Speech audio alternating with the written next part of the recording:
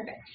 All right. Well, today we are lucky enough to have Susan Stover join us from the Kansas Water Office. She does work there related to specifically High Plains, mostly the High Plains area. So she's going to share with us some of her insights about what's going on in this area related to water issues. So with that, I'm going to turn it over to her. Okay, great. Thank you.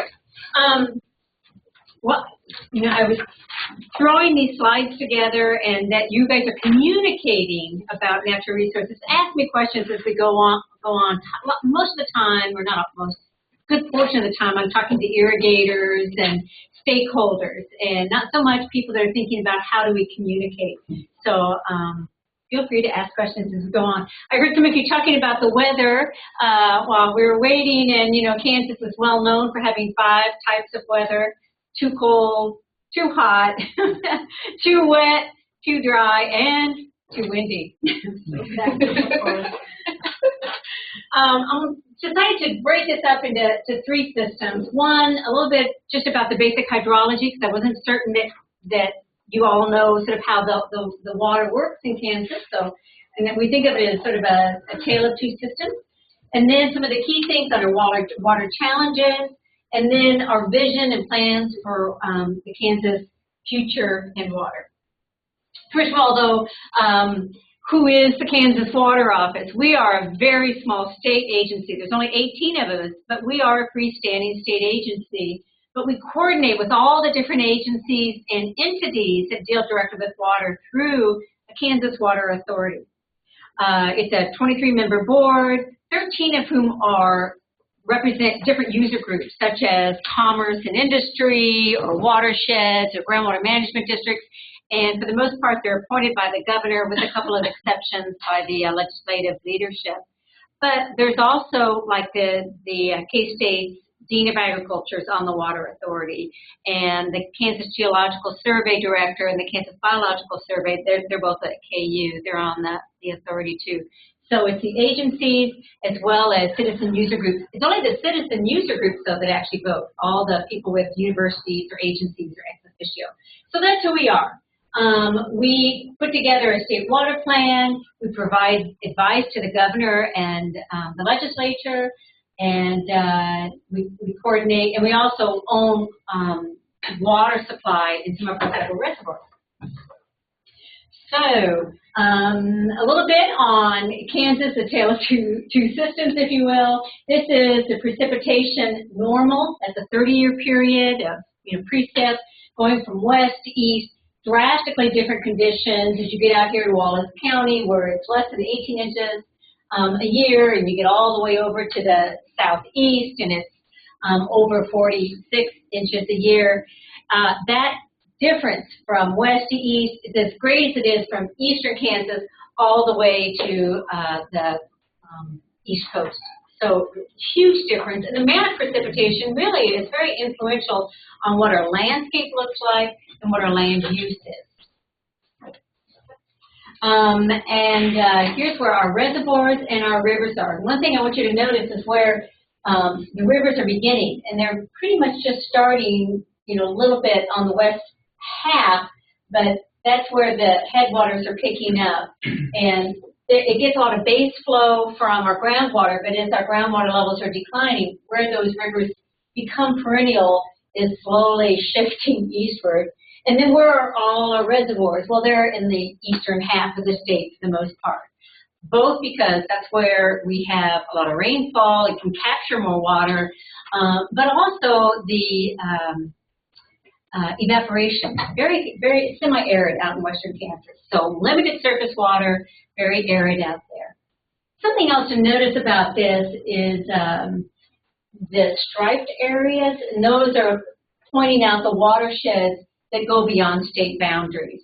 The early geographers coming out here like these nice straight boundaries, and with the exception of the Northwest, where it does follow the Missouri River, it was definitely with a ruler and survey. So we have all these interstate compacts. In fact, you may have heard when Kansas was a territory and they're deciding where to draw the state boundaries, there was a lot of discussion of pushing it up to the Platte River up in Nebraska. I'm a geologist, so I really find, and I've studied the Platte River, and it's shallow and it's wide. They said, it is it is too shallow to put a ferry on, and it's too wide to bridge back, in the late 1800s. That'd be a perfect location. And then during the Lecompton Constitution, and people went up there to kind of think about it, they came back and they said, too many Democrats. They don't want to do that. So that's surface water. Here's groundwater. And these are where the major aquifers are. Now this one, well, we'll do some talking about that in orange. That's the High Plains Aquifer. But some other aquifers that are kind of important are up here, the Glacial Drift up in the northwest, and down here, the Ozark Aquifer in the southeast. And to prove to you that we are a tale of two systems, this is a map showing where the surface water is occurring in the groundwater. Surface water is in red, and you can see it dominantly on the eastern half, and groundwater is over here, primarily in the western half. Trigo County, you do see a lot of surface water there. And then I mentioned, the glacial drift up there in the northeast. So a few exceptions, but for the most part, it's west versus east. So the Kansas High Plains Aquifer. If you're not familiar with it, it's one of the world's great aquifers, and we're really fortunate to have it lying in the western half of our state, because it's been a huge benefit to our economy.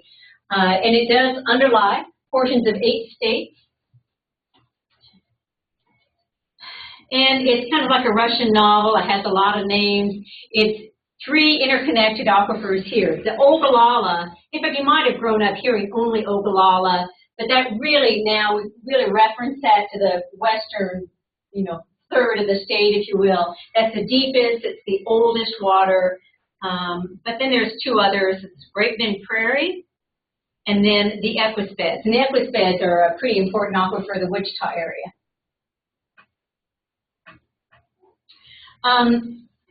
This is a map. Now, what you saw before, red versus blue, was surface water versus groundwater. Here, the blue is showing you where irrigation is occurring. Red is municipal, yellow is industry, and the size of the circle indicates the relative amount of water that's being pumped. So it's a lot of irrigation. Irrigation accounts statewide about 85%. It varies a little bit by the year, but you can really see most of the water is coming from that High Plains Aquifer region. Tremendous amounts. So High Plains Aquifer is heavily developed in Kansas. So as we talk about water issues in our state, one way that we try to relate it is by economics. And so we put out some almost sound bites, if you will, keep it very simple, but for surface water dominated eastern Kansas, we have literature out right now. We say the reservoirs, we've got 23 federal, in those federal, we've owned water storage for municipal and industrial use in 13 of them. So 2/3 of our population rely to some extent on their public water supply from those reservoirs. And 60% of electricity production relies on water in those reservoirs for their cooling towers, sort of thing. So putting it into an economic term. Same thing for the groundwater. It's a huge agricultural industry complex that relies on that High Plains Aquifer, from the irrigated crops, to corn, to cattle, to beef, as well as all the other industries, like you guys know, the dairy and the biofuels and some of the other things. Kansas ranks 3rd nationally with 5.85 million cattle. Irrigated cropland has roughly a $5 billion value, and the Ogallala was responsible for $1.7 billion in corn production and $2 billion in beef production. So again, putting it in economic terms seems to be a good direction for us to use. Texas, and I'll say Texas has done a really good job catching up, and maybe in some ways exceeding, I don't know, not exceeding us, but they do a really good job in their state water plan too. But they are coming from behind. I think we have much, there's no question, we have much better data.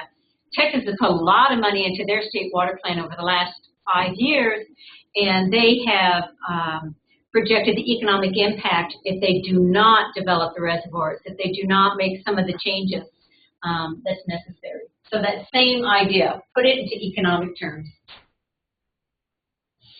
So that's a little bit of just the first part of the hydrology in our state. Question or comment? Okay. Then we're going to go on to the challenges. And we've got drought, decline in aquifer, and we have reservoir sedimentation.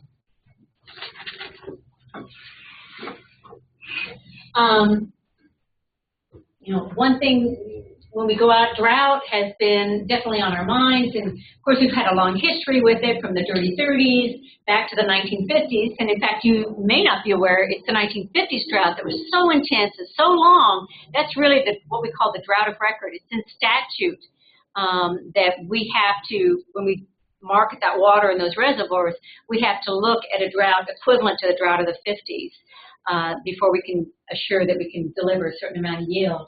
But in these last 3 years, 11, 12, and 13, have also been very hard on Kansas.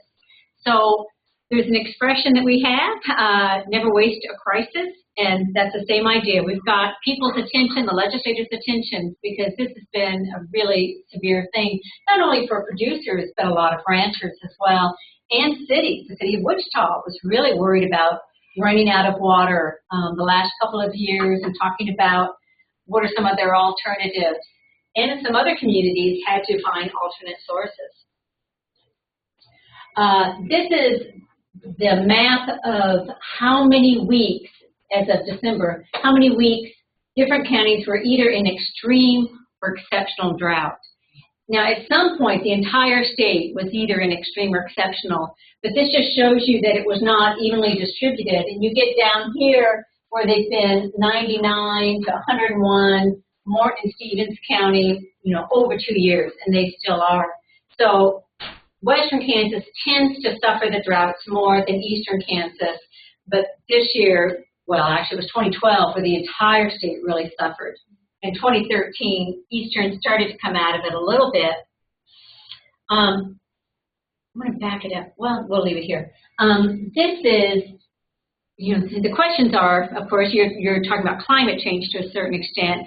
Can we say 2011, 2012, 2013 is climate change? Well, at the Water Office, we're not expert enough to be able to parse that out. And I'm not sure even the climatologist would say you can tell on any given year, is that climate change or is that just the normal variability? But also, I'll have to say, we're in a very political position. We work with our federal counterparts and our state politicians, and climate change seems to, well, it's not seems to, it is very political.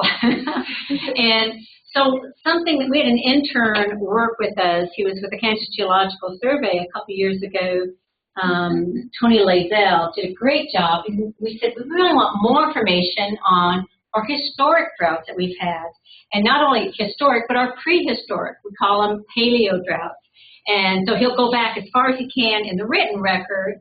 There's the formal weather data, but then there's also things what people write in their diaries and journals. But then you go even further back, and there's what we call proxy data, the tree rings.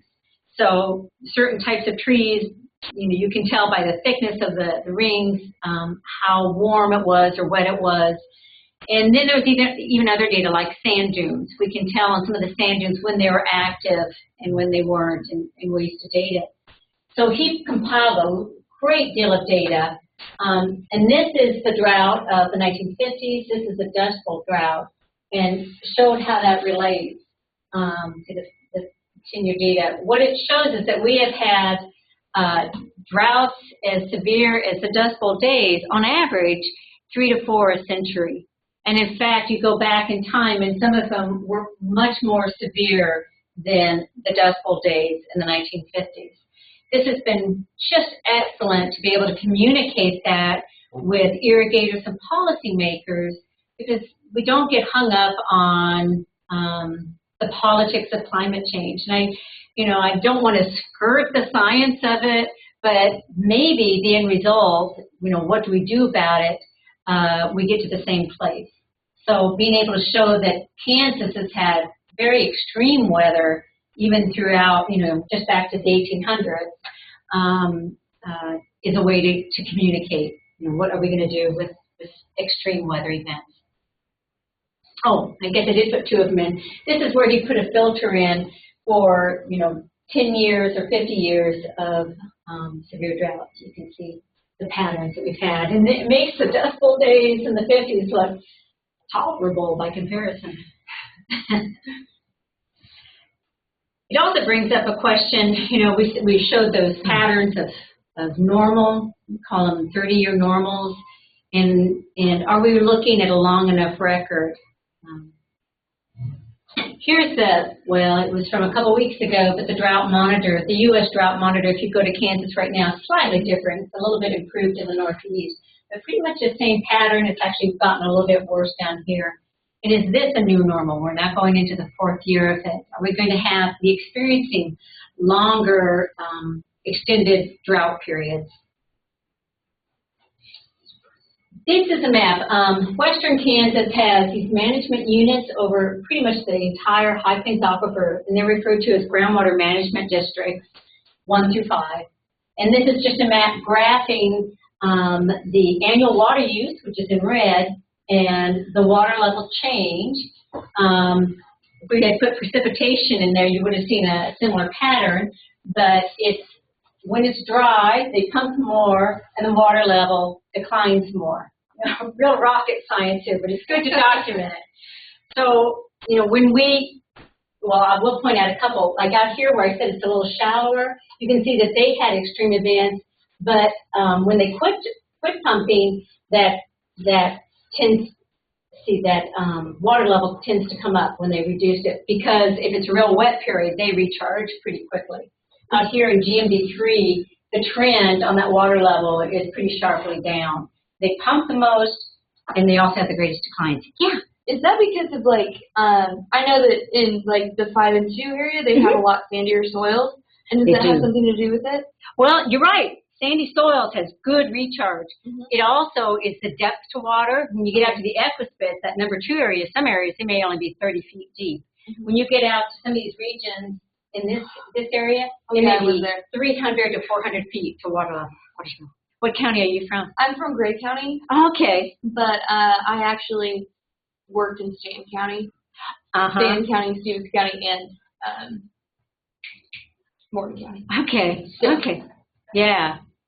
So you're right, the sandy soils, and in fact, since you're from Gray County, which is right along the Ark River, generally doesn't have water flowing in it anymore, but boy, when it rains, it's a nice sponge. It's all sand there. So that's one thing I want to point out on this. You know, when irrigation first began, it was as insurance. It's like rain when you need it. You know, it was like if you're not getting enough rain, you can supplement it. Well, we've certainly moved on beyond that point, but it's not drought-proof. That the harder we're pumping it, the faster that aquifer is declining, and the more well-to-well interference you can get. This is a table of the water table over the entire High Plains Aquifer through 2011. Haven't updated it recently. But you can see right around here, 2000, it starts to steepen quite a bit. And if we added in 11 and 12 and 13, it would steepen again. So that long-term trend, the regional water level in most regions, not everywhere, but most regions, it's gone down significantly. So how do we communicate that? Hydrologists like to talk about transmissivity and hydraulic conductivity and depth to water and stuff that makes a lot of people's eyes glaze over. You know, it doesn't mean a lot to them. So a while back, we worked with the Kansas Geological Survey, and they put together this map that's the estimated usable lifetime. It's a simplification, but it puts it into terms that's readily understandable by everybody that's relying on that water. How many years are left that we can use that water at a certain level? And the assumptions they made is that there's a well pumping on every quarter section, which is a pretty safe assumption, pumping for 90 days at 400 gallons per minute. And everywhere that you see in brown, it's saying already the water level, there's not enough saturated thickness to support that level of pumping. Areas in red, maybe 25 years, orange 50.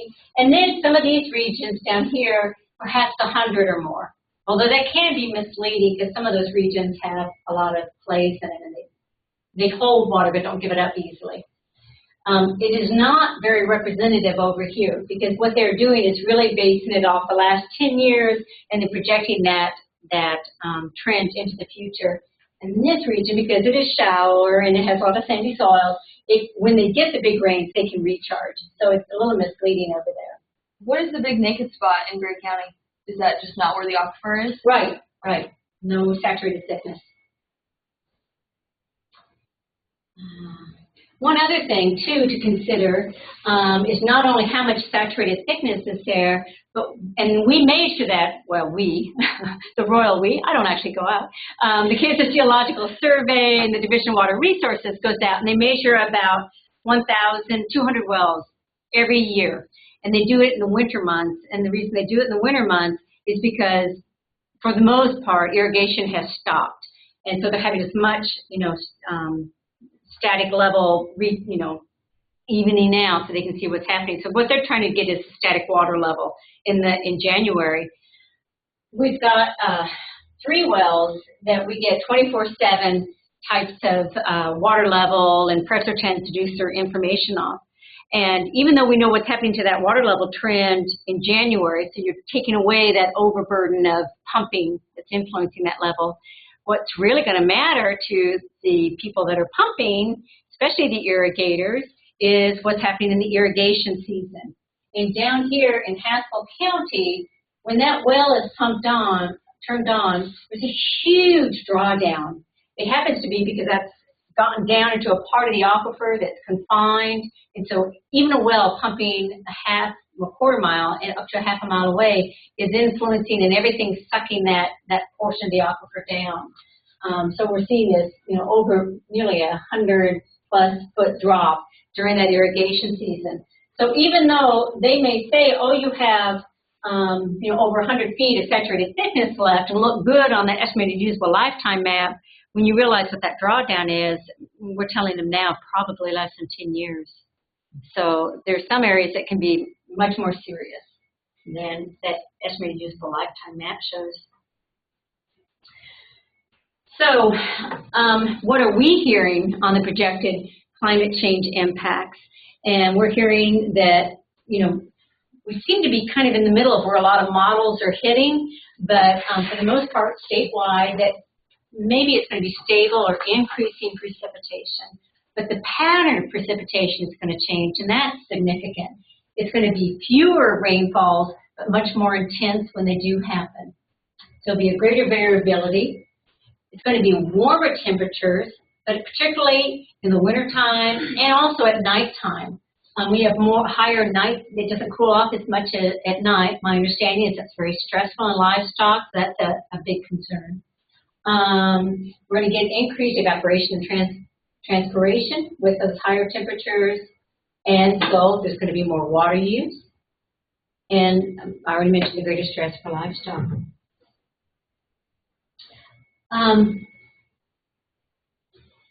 It goes back to the aquifers drought proof, because we're going to see well yields, maybe, in fact, certainly during the last 3 years, a lot of regions where they just couldn't physically pump enough to keep up with their crops. They may have pumped all that their water right allowed them to reach that limit, well-to-well interference, and water table declines, and the types of adaptations that producers have a less dense population receive. A lot of them are investing in more efficient irrigation systems, changing to no-till or strip-till, different kinds of crops, or just reducing the number of acres irrigated. When you say invest in a more efficient irrigation system, what kind of irrigation systems are you seeing? We're seeing, most of them have gone to center pivots with drop nozzles. So there's very little flood left. There is some, but it tends to be very little. And when we see what the economic pressures are when people finally make that change, what we've seen from our studies is so they can continue with the crop. So if that flood is no longer have enough water to do flood irrigate on their corn, then some producers are saying, okay, I'm going to bite the bullet and put in, $150,000 or whatever it costs to put in a center pivot, and now they'll do it with drops. Some are putting in subsurface drip irrigation, where they bury it maybe 18 inches below ground. And the funny thing, well, not funny, but one of the weaknesses of SDI, subsurface drip, is you need to at least have enough moisture to get the roots down that far. And during those droughts, some of them had troubles with that. And then there's also variable rate irrigations coming in. So kind of influence exactly where on the field. And you know what else is getting very popular, or at least a lot of interest, is the technology on soil moisture probes. And to really have a good feel how much soil moisture is in there. When do I turn it on in the spring? When do I turn it off in the fall? What I'm told is farmers that have weak wells, that they're not very good, they turn them on and they just leave them on. But a soil moisture probe at least tells them when to turn it on and when to turn it off. Even during the rain, though, they don't turn it off. Now, if you have a good well, then you turn it off during the rain, and then those soil moisture probes will say, okay, it's getting dry enough, turn them back on. So it's that type of technology that is helping them. So I'm going to switch over to the east side for a second, and this is our challenge with our reservoirs, and that is sedimentation. We're a flat state. Pretty much all of our lakes and I think there's 2 natural lakes, and there's small lakes. I don't even know where they're at. But with any artificial reservoir, it has its design life. How long is it going to last? And we're finding some of our reservoirs are silting in much faster than anticipated. John Redmond, Tuttle Creek, Toronto are the 3 big ones. And even though there was a design life, we have recognized that our reservoirs, we have to think of them like we do the interstate. This is infrastructure that we are going to need forever. Our water demands are growing. Our population is growing. We're never going to walk away from a reservoir. It's going to be hard. In fact, we've already identified a few other areas that might be suitable for a new reservoir. Eventually, probably Kansas will need new reservoirs. But even to identify those areas, it's difficult. I mean, we thought, well, let's identify it so we can keep major transmission lines out of there and don't let an interstate go through there. But everyone wants to know where all are those locations, because I want to buy up that land, because then you'll end up paying me a lot. So there's land speculation on it. But what our focus is right now is controlling that sedimentation, getting into the reservoir, because that is taking up that storage space, and we need to maintain that.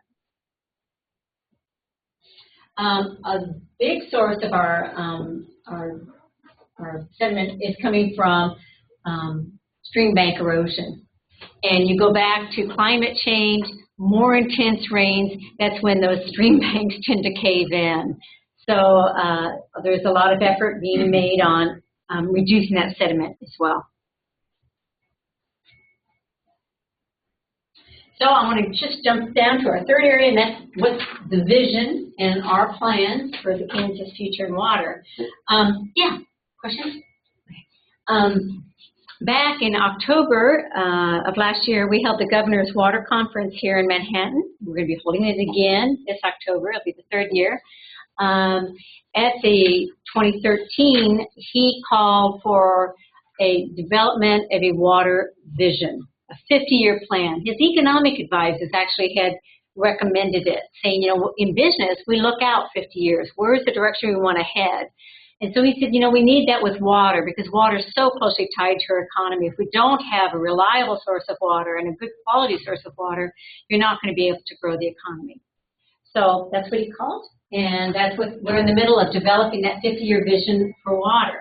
And that means meeting with a lot of stakeholders. It's not just that we go back to our office and come up with good ideas, going out to a lot of municipalities and state, irrigators and ranchers and pretty much anybody that will invite our office and the Kansas Department of Agriculture and just go and listen. What are some of their ideas?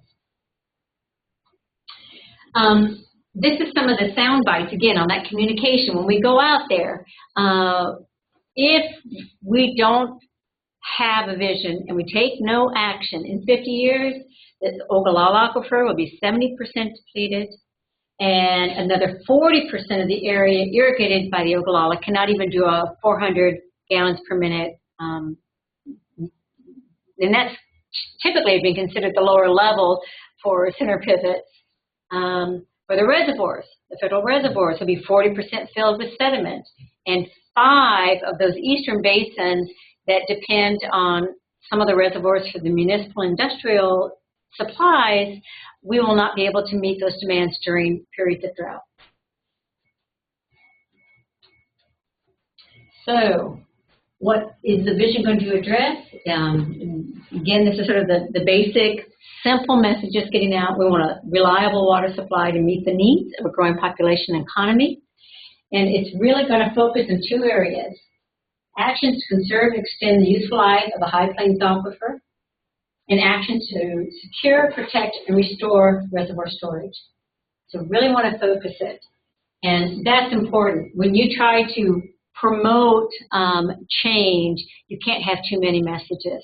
And so it's really narrowed down to those two, but getting input from municipalities and industries and irrigators how to achieve those goals and what do they think it needs to be involved. Our colleagues at the Department of Health and Environment are saying, well, what about water quality? That's pretty important. And it is. So there's a lot of events that go into the state water plan. And extreme events, which is what we refer to as climate change, water quality, recreation infrastructure, those are getting captured, but they're going to be captured in the state water plan. Now, this vision, this 50-year vision, will be a one-time document, at least for a period of time, but every 5 years we put out a state water plan, and we're right in the process of putting that together right now.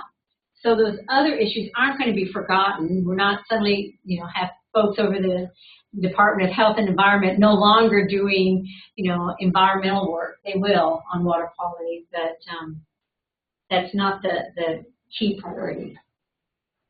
So we put out the water plan. That was our old version, and we should have a new one come October of this year. And these are the guiding principles that we have in the 2014 water plan. So the top two ones that are going in, that are really leading that vision, but also improving water quality, maintaining our infrastructure, reducing our vulnerability to extreme events, and improving recreational opportunities. So I'm trying to pick those up. Reducing our vulnerability to extreme events, I guess I just mentioned that a little bit, it's a challenge. I mean, there's certainly an education component to it, but mostly when we get down to it, it's develop into infrastructure plans and rebuilds. Are you sufficiently protected against the anticipated level of floods? Are you providing enough storage for the drought periods? We have shorter periods, less frequent rains, but there's a lot of rain when you have it. Can we capture that rain? And identifying drought vulnerable public water suppliers. But, so that's sort of where we're headed on reducing our vulnerability. On the two key things, the one is conserve and extend the Ogallala portion of the High Plains Aquifer. And we have changed the discussion out there, and I'm really kind of encouraged about it. A lot of bright, scientists in Topeka and Kansas Geological Survey and scientists here at K-State, especially over in Research and Extension, that has worked on the Ogallala issue. But it cannot be, it has not been successful being a top-down. And instead, we have it be locally identified high priority areas and a local, they're referred to as local enhanced management areas. That is getting, the information out to people that live in these different regions. And our governor has used the power of his office to go out several times, three different summers, and say his administration's not going to force them to turn off their wells. But here's the situation, here's the direction, here's how many years left we anticipate if nothing is done. What do you want for your future? And I think that shift has been really important. That is now the locals saying, well, what do we want for a future? It had been like, oh my God, what's the chief engineer going to make us do? Or what's the state going to make us do? And it's kind of playing defense to a certain extent. Saying, it's my legal water right, which it is.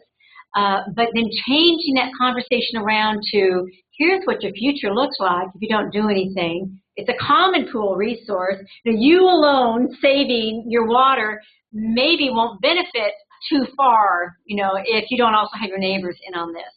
And so up here in this 99 square mile area, those folks got together. Now, it was under, the state and especially the groundwater management district facilitate the discussions and say, here's the information, but they don't say what you have to do. They say, what do you want to do? And they came up with a conservation plan and submitted it to the state. And the chief engineer is the person at the Department of Ag that, can approve it, or he can send it back and say, no, I don't think it's legal, or I don't think it goes far enough, I'm not going to accept it.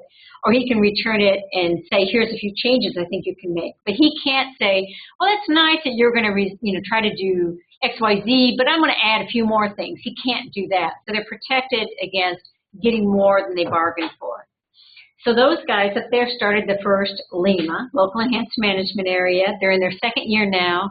And what they did is they said, we are going to take a reduction of 20% and base that off their last 10 years for that region, last 10 years of their average water use. So it wasn't their water right, it was their average water use. So it was taking it off of wet water. And that ended up making it about 11 acre-inches per acre. And they said, but we're going to give you flexibility over 5 years. So actually they said, we want flexibility over 5 years. So maybe that first year, we're going to, go 15 acre-inches, but the last year we're going to be cutting back. So they've done it. They're in their second year, and they've done fine. In fact, some of them said it was a really profitable year. This region now, this GMD1, the entire region said, we're all in this together, and we think it should be a district-wide LEMA. They're going to be voting on it in June. They're looking at roughly a 20% cut, 6-year plan, but they're also going to have a basement. They're going to say, if your well is already so weak, can only do 8, acre-inches per acre, we're not going to cut you any further. So everyone else is going to get 20%. If you had a 15 acre-inches already, take it down 3 inches, that'd be right. But if you're at 10 inches, it goes down to 8. If you're at 9 inches, it goes down to 8. 7.5, you stay at 7.5. So nothing is reduced beyond 8. So we'll see if they move forward. So it's a locally developed plan, and then so the stakeholders that are voting on it are the ones that know what they can live with, and also are the ones that would benefit if they extend the life of that aquifer. So here at the state level, I'm working with my federal counterparts and other state agencies to try to get the programs to get them the support that they need. And we also are working on increasing compliance. The penalties for overpumping their water rights have gone up significantly, and that was really based on stakeholders saying that, and transparency. I think government has to be transparent. That's one thing where Kansas is excellent at. We've got a lot of data, and even if you come from a farming background and have a water well, you know that whoever owns that water well has to report its use every year. And all the wells, not in western Kansas, all the big wells, not domestic, but all the other wells are metered. So we have really, really good data, and it's online, so a lot of transparency. You can find out what your neighbors pump. It's not a secret. So, where are those? That was still here. These are some of the guys involved. That one that was up in the Northwest, that's Mitch Ballman. And in fact, our experience has been guys with young families that have really led the way. And I think because they see, they were given an opportunity and they want to pass it on to their kids. Danny Walsh out here in GMD1, that big one, and this is out in Leote, where they are holding meetings throughout that region.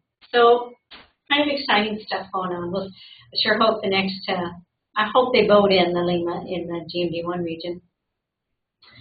So on the other side is our Reservoir Sustainability Initiative. And it begins with that catchphrase of secure, protect, and restore. I don't know how those little crossbones got on there. I don't think I put it on. That's pretty good. Someone's piracy. Yeah. Do not drink. It's secure. There's we have options to buy additional storage in these federal reservoirs. we don't have customers for them yet. And so we have what's called an unfunded liability. We're paying interest on it, but we don't have to pay O&M. For a while there, we were looking to, why don't we buy that storage up now, and then we don't have to make releases for Missouri River navigation, but it's a lot of money, and there didn't seem to be much interest at the state level in doing that. Protecting it, that would be stream bank stabilization, getting rid of some of those really overcut stream banks and leveling them out so we have less sediment going in, and restoring it. For the most part, that's going to be dredging, taking out the sediment that's already in there. Our number one initiative is John Redmond. That's over in the Neosho. It's the one that 90% of the water that we own in John Redmond is going to Wolf Creek as backup water for their cooling facilities. And then another 10% is what's referred to as an assurance district. It goes to communities that are downstream that if it should be an extended dry period, that then they are guaranteed will release water from John Redmond, so they have water. They don't run out. But John Redmond is roughly 40% filled with sediment, and so we really want to dredge it. In fact, right now, that's one thing that we're at the State House trying to get authority for a $25 million bond. We'll see how it goes. I hope it goes well. So, planning for water in the future. We're going to continue working with producers to try to reduce that dependence on the Ogallala, try to restore and protect the reservoir storage, and I'll throw out some questions to you because it's going back to climate change. You know, what is the new normal? We know from the tree ring data and climate change models, both the historic and the technology, that we're really not planning for the most extreme events that we had encountered and we're told we're going to be encountered. And do we need policy changes, either at the state or the federal level, to be more resilient to climate change? And with that, I just want to show you a beautiful picture. This is from Jamestown Wildlife Area. If you've never been there, it's not that far from here. It's kind of northeast of here. And this is Kansas. You know, sometimes people don't realize how beautiful Kansas is. So, so I want to open it up. Any thoughts? Have you guys been developing communication plans? Well, Preliminary. we're identifying. Uh-huh. I have a question, going into your question. How do you approach farmers when, I mean, what's the initial contact look like, and how do you basically get them on your side? Yeah, well, I think having the governor go out there several times is a huge draw. If the governor is bringing his attention to this issue, people pay attention. The drought has also been very, very significant because they know they're having troubles, and a number of them are seeing their well levels go down. So we have a very receptive audience. We work quite a bit with the groundwater management districts, and then there's organizations like the Corn Growers, Kansas Farm Bureau, and Southwest Irrigators. That, in fact, we had a meeting down in Southwest Kansas called Ulysses. They had about 300 people there, huge turnout, to talk about where do we want to go with the future of the Ogallala, and a lot of them wanted to talk about these local conservation plans, these LEMAs, and hear more about it. You know, LEMA is a tough one because we like to hear about it about as much as we want to be told to go on a diet, you know. And for them, it's an economic issue. You know, how do they make that switch to having less water yet still be economically viable? Although, at least so far up in Sheridan County, they're being pretty profitable, and maybe technology will help us make that transition. So to go to your question, how we bring them in, I think letting them know that we're not going to force anything on them. We'll try to help them achieve any goals that they set. One thing too, farmers spend a lot of time on tractors. One of them has told me this, especially the older guys, and they said you start to think really weird thoughts. So they tend to get paranoid, like what are they going to do to us? But once you know you have the governor assuring them, my administration is not going to do anything to you. Now every water right owner has certain rights. Like if you were that guy, in fact, the guy, those deep drops that I showed you every year, he has a well near there that's very senior, and he's taking it to court. And it looks like the other junior water rights might have to turn off. So. There's a lot of water right arguments going on in Haskell County. Yeah. A lot. Yeah. Yeah. Yeah. You talked a little bit about about irrigation, but you didn't say anything much about water issues with animal production. Mm-hmm. During the drought, it was tough on a lot of ranchers. And through the water office, we tried to help, and also the Department of Agriculture, that when their stock ponds dried up, and they are vulnerable to losing that stock, that pond water, we made water available through a lot of state lakes and federal reservoirs. And then the Division of Conservation within the Department of Ag had money available to help try to dredge out those ponds. But I know a lot of herds had to get cold. Yeah. Are you from a ranching background, or? Kind of. Yeah. My dad grew up on a farm in Southeast Kansas. So. Okay. So there's the straight, beef production, and there's also dairies. And actually, those are higher value use. In fact, there's been talk about, already they're importing to the stockyards. They already import corn, and if a stock, that big area that's looking into a local enhanced management area, I told you 20% over a 6-year plan, that'd be only to the irrigators. They don't want to make the stockyards cut back. They said that's our economic engine. We don't want to hurt them. We want them to be able to grow. We want them to have conservation goals to be as efficient as they can, but that's sort of the heart of our economy here. So they don't really want to damage that industry's growth. Does that area include Scott County? It does. Yep. Yeah.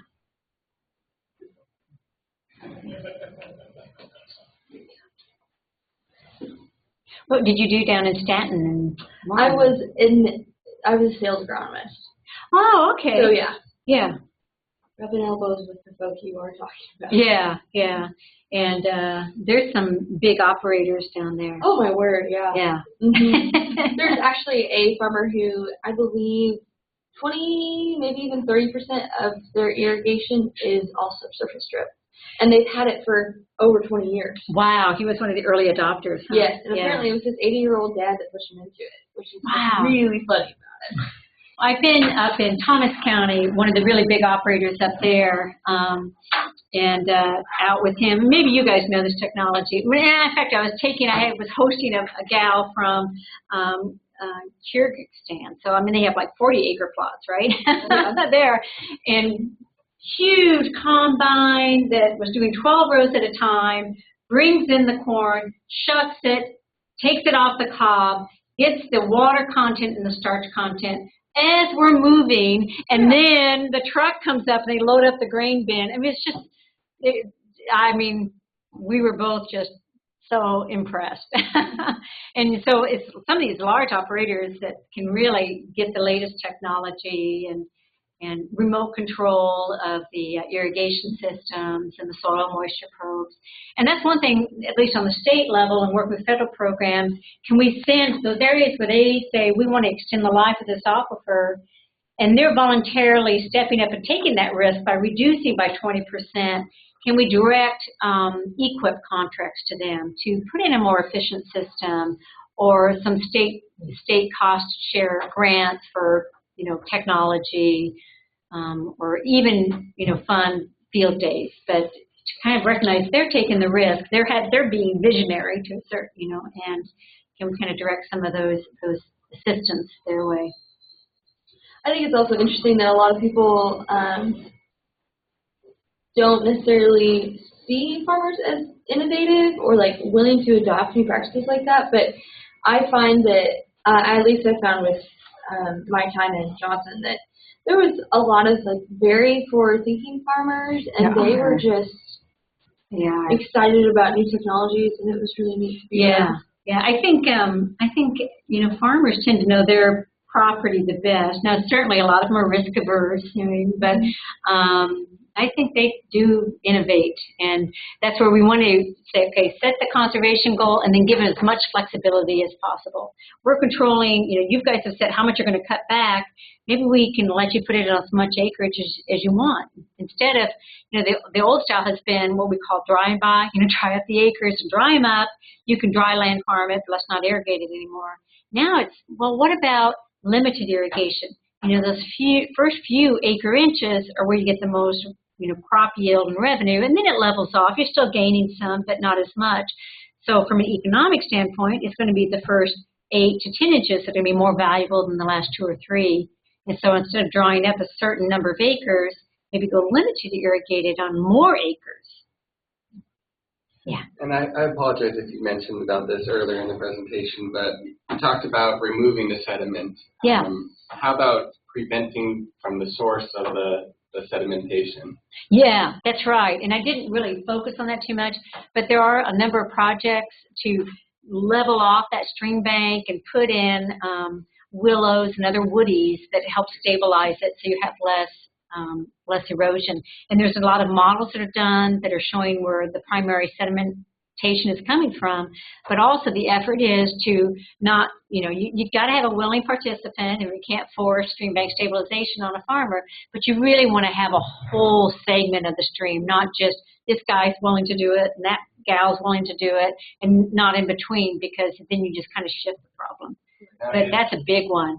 Yeah. Is that where most of it's coming from? Is any sedimentation also coming from runoff from the farms? You get, in some areas, it can be runoff from the farms, and, you know, row crops are going to have a little bit more erosion than some of the others.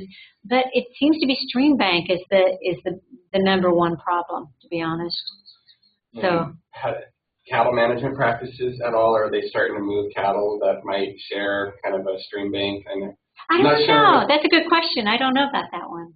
In California, where I'm from, a lot of cattle do kind of do the little path down. Yeah. Well, again, you know, I know they feel like they're, you know, the poor cousin right now, but the water quality guys want to keep cattle out of the stream because of water quality issues. So there's a lot of support, a lot of EPA money actually for alternate, and through USDA, alternate watering sources. You know, whether it be, you know, an enclosed pond or just a trough with a windmill or something. So there's a lot of interest in keeping them out of the creek. But as soon as you say that, then the coffee shop is, they're going to make us fence in all the creeks, which no one's done yet. So you're California. Yeah, you guys, wow, California's got trying to understand their own historic drought. So. And it was supposed to start raining. Did it? Okay. It's going to be raining more. Yeah, it's such a deficit. Double their annual. But then that was something I was going to ask, because I've been paying more attention. I'm from California as well. I've been paying more attention to their rainfall. How does the Kansas rainfall in relation to the recent years? Are we coming out of the drought, or are we still just as bad? You know, that drought monitor considers the soil moisture as well. So, you know, we see this, it seems like more snow than I wanted lately, and some rain. Western Kansas is still a deficit. And actually, we're still slightly in a deficit in Riley County and over into Topeka, Shawnee County as well. So that U.S. Drought Monitor, if you ever look it up, you can just Google it. They discuss it with our state climatologists and a lot of other data that goes into it before they make the final determination. So it's considering what that deficit is. And in fact, through the Water Office, we put out a drought report every month and includes that drought monitor. And USGS, we have stream gauges. So in fact, most of our streams are right now still below average. Yeah. I'm from Costa Rica, so everything is new to me. But when you mentioned the drought monitor and you mentioned the moisture yes. of the soil, yeah. Where do they take those samples from? I mean, is it the same ecosystem or the same crop? That's a good question. You know, a number of the weather stations have soil moisture probes at 3 different elevation depths. And I don't really know the answer if they're also looking at other areas besides the soil moisture depths on the weather stations. I am told that is something that is so highly variable based on the soils. Right.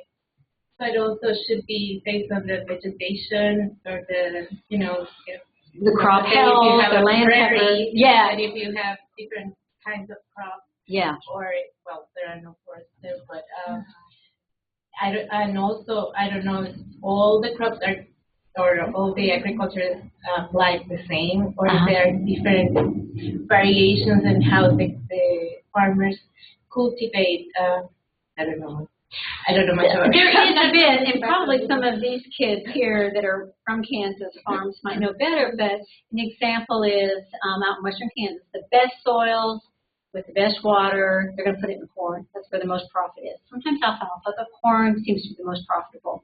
Their poorer soils and whatever extra water they have, lots of times stick sorghum in there. And if they have really good soils, they might double crop it. And then a quick question kind of going off to the water monitors again. I've seen some ones that you can purchase for your own farm that'll wirelessly communicate to the farmer and they can communicate to their center pivot. Yeah. Catching on with the farmers in Kansas. I've seen it with some of the big guys, yeah, that they're tracking it from their iPad in their office. And in fact, I went with one of them. He's just a good friend. Very wealthy friend, he's a friend, and we went to see a state senator, and he's got this huge property, and he, state senator, they like to hear about jobs. He's talking about how few employees he has now. Well, you see the signs, one farmer feeds X number of people, and that's going in that direction, I think. So of those large farms, are they seeing a positive return on investment for the monitors based off of that and the water they're saving? Yes. Now, I say we want to cost share on those in the areas that they go into Lehman. We've also done study, more efficient systems do not necessarily mean you're conserving water. What we have found, maybe the first year or two, maybe there's conservation going on, but a good business person is going to think how to maximize my resources, and it tends to then go into extra production, even whether it's double cropping or going to a more more profitable but high water use crop. So we really want to put that type of technology in areas where those sidebars are in there. You've got to do 20% reduction over 5 years or 6 years or whatever, and here's the technology, so you can keep doing what you're doing, along with your innovative ideas, but it's not increasing water use. If you're just putting it in a more efficient system, more times than not, we're finding the water use is the same. Yeah. It kind of makes sense. I think there's something called the Jarvis effect, but more efficient cars, are people driving less? No. It just costs less to go more places, So, it's the same idea, and I think they discovered that back, every type of, bringing in the coal industry, it wasn't that people used less energy, it was just more affordable to more people and used it more frequently. Right? So just because it's more efficient doesn't mean you're going to use less. You might initially, but then eventually you think of how to maximize that resource.